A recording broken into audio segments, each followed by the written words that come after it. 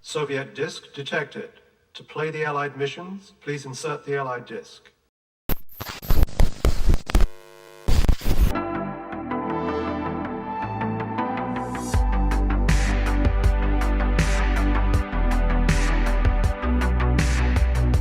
Hello everyone, I'm a Broken Robot. When it comes to the world of toys, they come in all shapes and styles, and I think it's safe to say that today in 2024, no brand has evolved past the mere toy aisle as much as LEGO. Originally starting out as a wooden toy company in Denmark all the way back in 1932, to becoming the titan of the toy industry in 2024 today, LEGO is outcompeting previous top brands like Barbie, Nerf, and Transformers on multiple levels. LEGO, unlike other toy brands, has a wide demographic of appeal, which the company has begun to lean more heavily into, starting back in the 2010s. The LEGO Group were well aware that their various themes of construction sets were loved by a wide range of people, with themes like Star Wars, Ninjago, and DC appealing to younger users, while themes like Ideas, City, and Technic appealed to older teens and even adults. In fact, while in recent years LEGO's licensed themes have begun to outnumber LEGO's original themes like Castle and Aqua Raiders, there is still a heavy demand for original LEGO themes and even niche themes like Adventurers and Space being beloved and sought after nearly 2 decades later. All demographics of LEGO fans have increasingly asked for the LEGO Group to reboot one theme or another. That's why today I'd like to discuss a handful of original LEGO themes that I think the LEGO Group should reboot for a new audience of adults and children alike. In no particular order, here are 7 original LEGO designed themes that desperately need a revival for a multitude of reasons. Starting off our list is the Wild West line of sets, sometimes referred to as the Western theme. The original LEGO theme, based off a romanticized version of the old American Wild West, saw gunslinging outlaws, frontier soldiers, and Native Americans debut in minifigure form.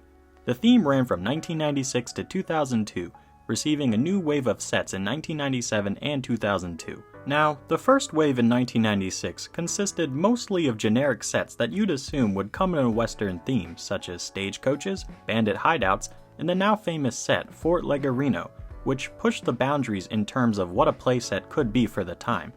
In 1997, the second wave of sets was released, consisting of mostly Native American-based sets, featuring teepees and canoes. In 2002, the final wave of sets in the Wild West theme were released, featuring a blend of mostly Native American-based sets, with some soldiers and cowboy-themed builds sprinkled in. After diminishing sales from the third wave, it made LEGO weary to continue the line. Additionally, many LEGO designers felt that the theme had overstayed its welcome, since by the third wave the set designers had begun to lose their unique look, and compared many of the sets that came out in the third wave to that of the first wave. While the Western theme is one of the lesser known retired themes on this list, I truly believe that the LEGO Group has missed out on heavy profits and fan hype by ignoring the Wild West archetypes. Many of the Western sets were a great value, including heavy detail and more minifigures than you'd find in any set made after 2005, with most of the sets including around 10 minifigures. Now, while the Western theme technically did get a revival via the Lone Ranger theme in the mid-2010s, it was short-lived and sold terribly.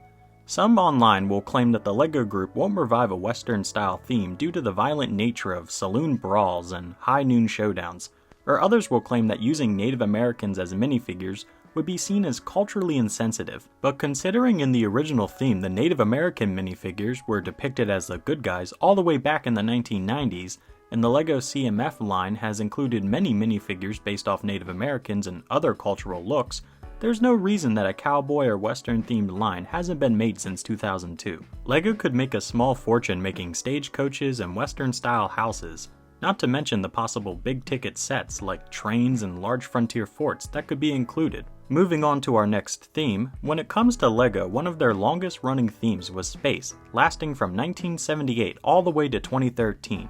This original LEGO theme included Martians, classic space-themed vehicles, and one-off subsets like the fan-favorite Alien Invasion line from 2011. One of these subsets that is criminally underrated is the third rendition of the LEGO Space Police line from 2009, a sequel to the 1998 version that saw the LEGO Space Police and the Blacktron cartel fighting over dominance of the space underworld.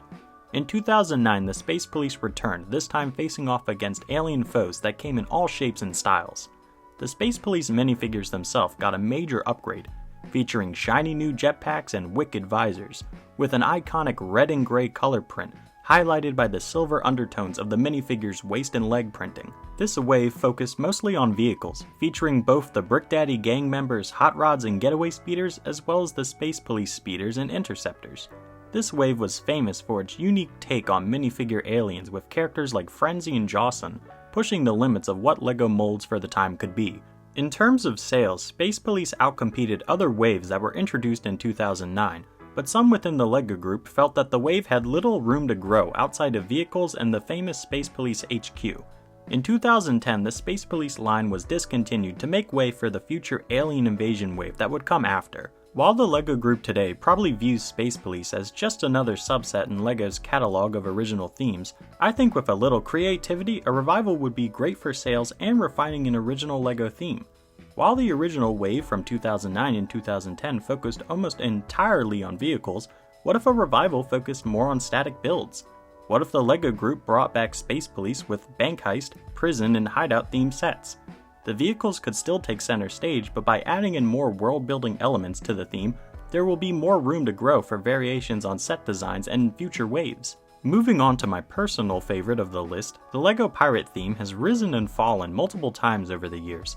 Debuting in 1989, the first wave of the LEGO Pirates theme mostly focused on the Imperials that came in blue and red coats, signifying British and French navies duking it out with Captain Redbeard and his crew of pirates.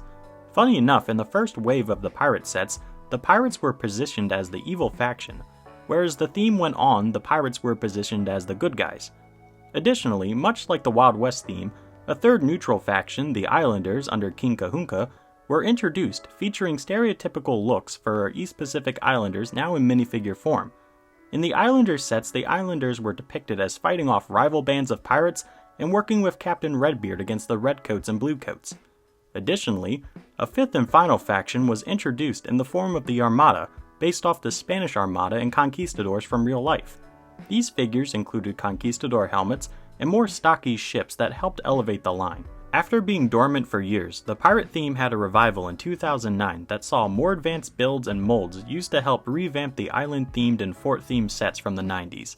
Additionally, the Imperial flagship was introduced in this line, which is considered to be LEGO's best rendition of a naval war vessel to this day. After the wave's retirement in 2010, Pirates returned in 2015 with a lackluster rehash of the 2009 revamp, now featuring blue coats instead of red coats, and variations of the minifigure prints. Overall, it was a rushed reboot of the 2009 version of the sets, this time no longer including an Imperial flagship in the wave. Since 2015 and their horrendous sales, the LEGO group has shied away from committing to an original Pirates line, but based off the sales of the Pirates of Barracuda Bay from 2020 and the recent release of Fort El Dorado, I and many other pirate fans see a pirate reboot within the future. If the LEGO group focused on what made the 2009 revamp so special and avoided the critical flaws of the 2015 wave, then LEGO could expand the theme, including set designs like shipwrecks, ports, and even basic buried treasure sets or even battle packs.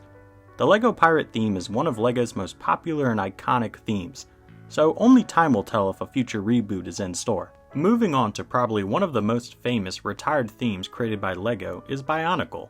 Started in 2001, many LEGO fans will know that Bionicle sets helped save the LEGO company during its turbulent transition from classic waves into more modern renditions of LEGO sets. Bionicle was a unique spin on the LEGO brand, still consisting of a construction set, but instead of ending with a house or a vehicle as the finished product, these sets culminated in action figures much larger than minifigures.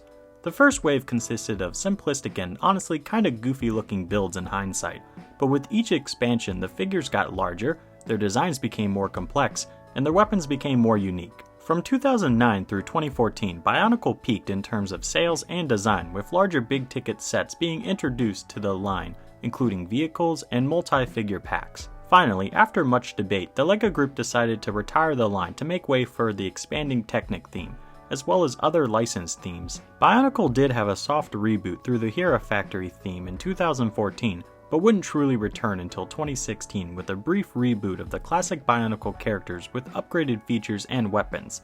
This line was infamously small and failed to reach the sales numbers that the LEGO group wanted, ending the reboot. Out of every theme listed so far, LEGO Bionicle is easily the most wanted for a return.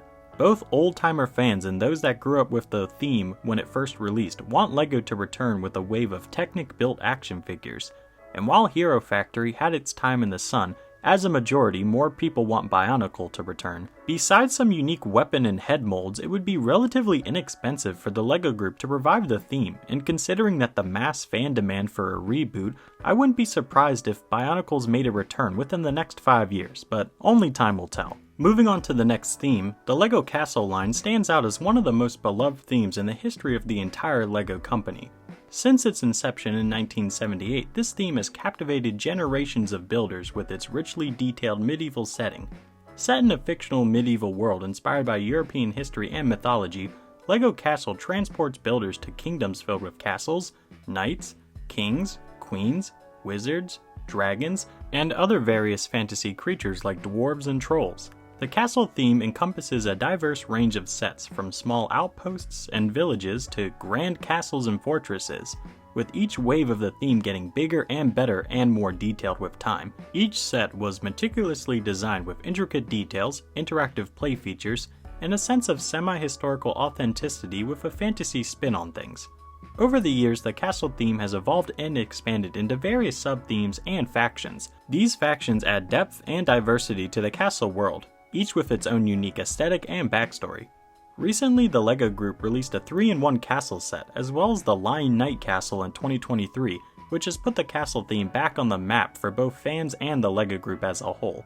While a reboot of the original castle theme would have to rely mostly on retrofitting previously designed sets, a new take on the castle theme could include the best elements of each subset into one theme, such as the fantasy elements like trolls and skeletons, the massive builds like the mid-2000s revamp of the Lion Knights line, and the diverse and warring factions from the Crow Knights and the Forest Men subset. Regardless, the LEGO Group has historically done right by the castle theme, and by relying on the old tropes that worked and the new design techniques of the 2020s, LEGO could potentially be sitting on a goldmine of a multi-wave theme revival. Moving on, the LEGO Atlantis theme was introduced in 2010 and was inspired by the mythical underwater city of Atlantis. It offered builders an exciting adventure beneath the ocean waves featuring submarines, sea creatures, and ancient ruins. The theme was divided into several waves, each introducing new sets and expanding storylines. The initial wave of the LEGO Atlantis theme introduced the underwater world of Atlantis. These sets featured submarines, mini-submarines, other underwater vehicles, and diverse minifigures equipped with diving gear and accessories. Easily the biggest highlight from this wave was the diverse array of underwater monsters that you got to encounter both in brick build and minifigure form. With each new wave of sets, they incorporated more interactive play features such as hidden treasure, moving parts, and mechanisms to simulate underwater exploration. Based loosely on the Aqua Raiders theme, LEGO Atlantis famously included named characters and a storyline that followed the wave of sets, culminating with our minifigure heroes reaching Atlantis. After the conclusion of the story, many within the LEGO Group were eager to retire the line to make way for others, but some LEGO creators were concerned with ending a theme that sold relatively well for an original concept line of sets. If the LEGO Group was able to reboot the Atlantis theme, they would simply have to build upon what Aqua Raiders and Atlantis did before. A nice mix of vehicle, monster, and location-based sets help round out any theme, which Atlantis did perfectly. I think there would be much fanfare if Atlantis was revived in one way or another. I'm still holding out for a large submarine set in 2024. And last but certainly not least, another retired theme that many LEGO fans want back is Power Miners, which emerged in 2009. The Power Miners theme offered an imaginative blend of underground mining operations and fantastical battles against rock monsters. Set within the LEGO City universe, or I guess below it, miners armed with specialized vehicles and equipment delved deep underground in search of precious energy crystals. The Power Miner theme famously included big figs with play features and one-of-a-kind minifigure molds that were never used outside of the line. In fact, besides a handful of Monster and HQ themed sets, most of the Power Miners line, much like Space Police, focused solely on vehicles. These included mining rigs equipped with drills and saws, as well as vehicles for crystal transport and rock monster fighting. The Power Miners theme was famous for its focus on play features, such as working drills and hidden chambers, which enhanced the experience and would always take center stage in most sets, allowing builders to recreate thrilling underground escapades. Despite its popularity, LEGO Power Miners was discontinued after a short run, only receiving 3 waves of sets, with one of which only being 4 main sets. While the precise reason behind Power Miners' early retirement remains unclear, factors such as shifting market trends and LEGO's evolving product priorities likely influenced the decision. In 2010, the LEGO Group focused more on licensed themes, which made it hard for original lines like Power Miners to be built into long-term plans for company growth. Nevertheless, the theme left a lasting impression on fans and continues today through memes, fan builds, and people nostalgically longing for a revival. While I personally didn't get the hype behind Power Miners when it first came out, I definitely see its appeal and believe that if there's such a major demand for Power Miners to be rebooted, the LEGO Group would be foolish for ignoring an original theme they already have many of the molds for. And that, my dear viewers, is a look at 7 retired LEGO themes that I believe should return or at least need a reboot. But what do you guys think? Are there any licensed themes that you wish would return? Or are there any other original LEGO themes that I left off the list that you wish would come back? I'm not really into LEGO as much as I was as a child, but every blue moon I'll still pick up a set, and I definitely respect the hobby, so I'd be more than happy to discuss in the comments down below. And with that being said, if you've stuck around this long, why not take a moment to subscribe and join the Robot Factory today? We cover everything on the Broken Robot Show, from toys to culture to internet fads, so there's always something for everyone here on the show. If you like what you see, why not hit that like button? That way you'll let me know that you guys want more videos, and it helps me out personally in the YouTube algorithm, so hey, thanks a bunch. I hope you all have a great day, do not use your teeth to separate LEGO pieces, and stay cool.